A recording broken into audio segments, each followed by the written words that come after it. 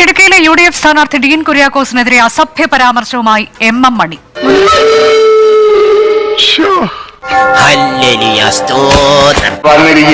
Powder പൂജി പിന്നെ beauty പാർലറിൽ കയറി വെള്ള പൂജിട്ട്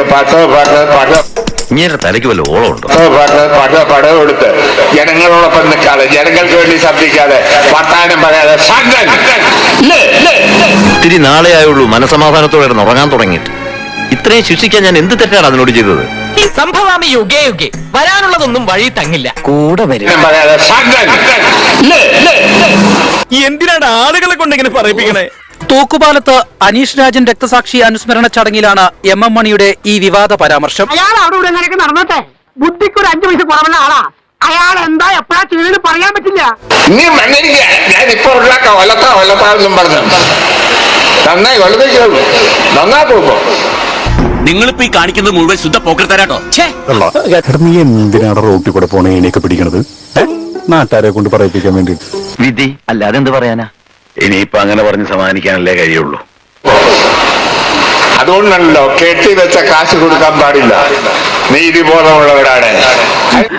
മനുഷ്യരെ നാട്ടിക്കാനായിട്ട് ജനിച്ചിരിക്കാണോ താൻ? അല്ലെങ്കിൽ തന്നെ നാട്ടിലിറങ്ങി നടക്കാൻ മേൽ. കുര്യൻ നേരെ പടിയായിരുന്നു, പെണ്ണുപിടി എന്തെല്ലാം കേസാണ് ഉണ്ടായത്, എല്ലാം നമ്മൾ മറന്നോ? വളരെ ഞാൻ എന്താണോ ഇങ്ങനെ ആയിപ്പോയത്? താൻ ചിന്തിച്ചിട്ടുണ്ടാകും. ഇങ്ങനത്തെ എന്തൊക്കെയോ ഹോബികളാണ്. അയക്കെന്തറ പ്രാന്താണ്.